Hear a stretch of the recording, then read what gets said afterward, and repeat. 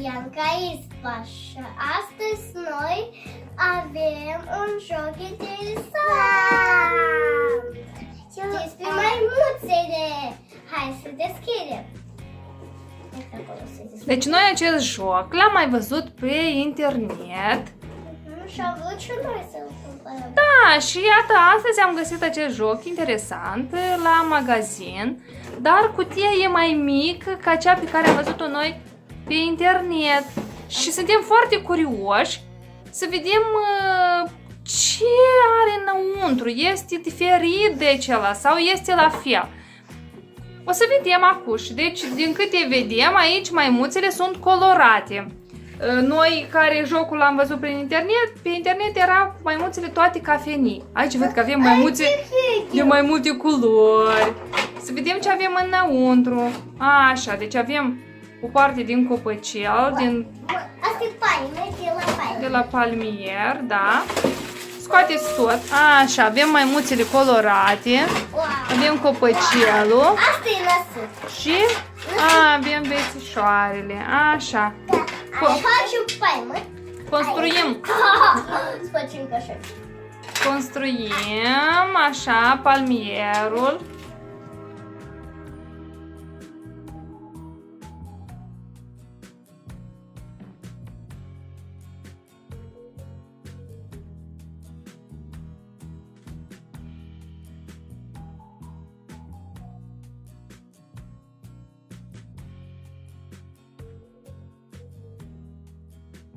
Deci toate maimuțelele, dar eu văd aici o maimuțică.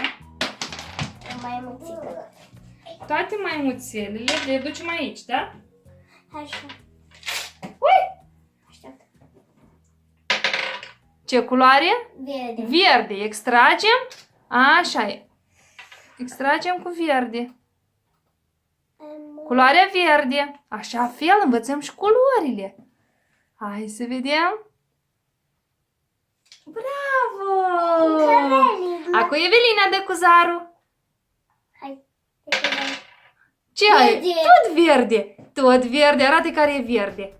Verde. Care e Evelina culoarea verde? Biancuță, culoarea verde. Așa, mămică! Bravo! Acum Bianca! Albastru! Așa, bravo! Acum Evelina dă cu zarul. Dă cu zarul.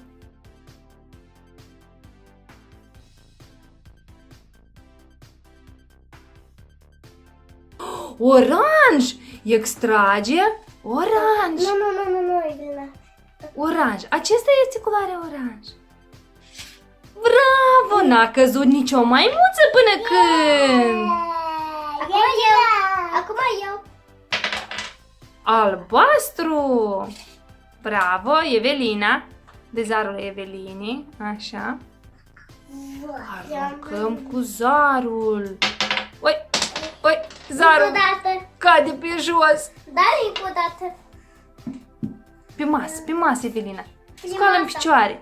Scoală în picioare și pe masă. Ce culoare? Ce culoare a căzut la Evelina? Asta oranj. Oranj? Da. Hai, Evelina, extrage oranj. Așa, bravo! Acum eu. Iar oranj! Eu oranj. Eu știu. Acum Bianca. Bravo! Acum Evelina. Stai, dă cu zarul. Da. Oranj! Iar oranj! Bravo! Acum Bianca. Dă cu zarul. Oranj! Acum Bianca. Acum Evelina. Încă n-a căzut nicio maimuță. Hai, Evelina, dă cu zarul. Unde-i zarul, mămică? Verde! Evelina, așa. Bravo, nicio maimuță n-a căzut. Acum eu. Wow! Albastru!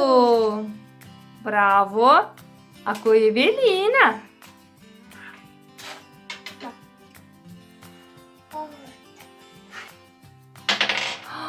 Verde! Extragem verde. Bravo! Evelina a învățat și culorile. Acum Bianca. Albastru!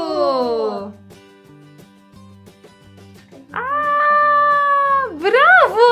S-a animat acolo maimuță. S-a agățat o maimuță. Da, ce interesant joc. Acum Evelina. Hai, vine asta. Dăm cu zarul. Oh, albastru! Ah, Albastru, extrage. Care este albastru? Hai. Care? asta. Oh, Evelina are două maimuțe! Pune maimuțele în fața la Evelina. Așa, deci Evelina a căzut două maimuțe.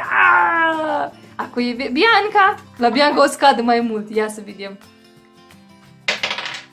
Albastru. Albastru. La Bianca niciuna n-a căzut. Evelina acum dă cu zarul.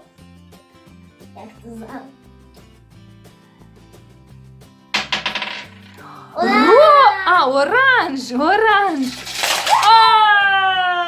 Evelina, scoate toate maimuțele și dă-le la Evelina. Acum Bianca. Verde. Acum Evelina. Evelina. Oranj. Evelina extrage oranj.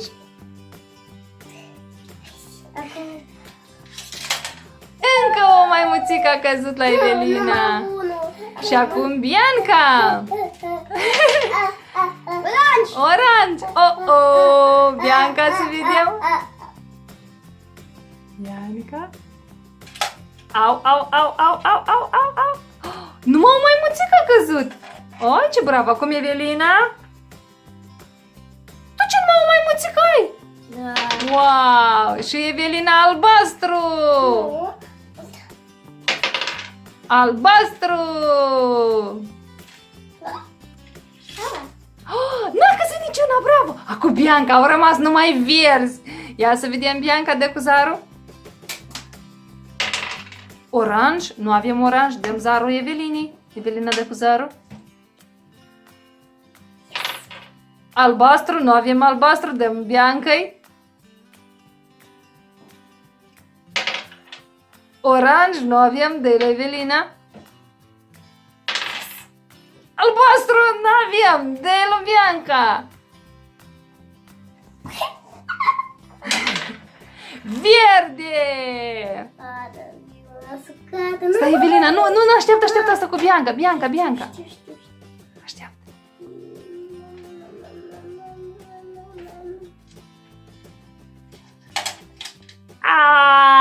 Lui Bianca, toate lui Bianca. Care au căzut Biancăi. Se dărâmă și copacul la noi. Bianca. Acum dă cu Evelina cu zarul. Evelina dă cu zarul.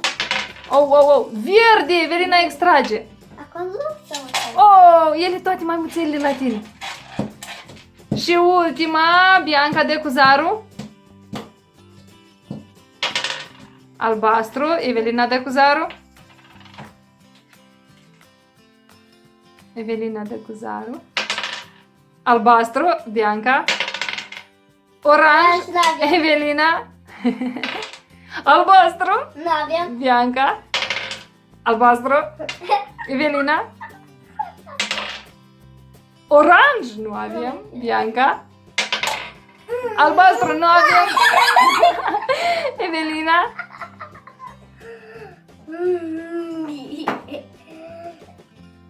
Evelina, dă cu zar.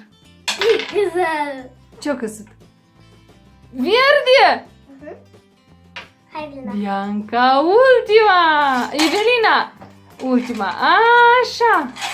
Dă-ți maimuțele. Cine are cele mai multe maimuțele? 1, 2, 3, 4. Deci, această provocare a câștigat-o Bianca! Bravo! Dar ce, numai adică trebuie să primești? Oh, trebuie să primești multe like-uri! Dar voi nu uitați să dați like! Și vă scrieți la canalul Bianca Ispa și la revedere!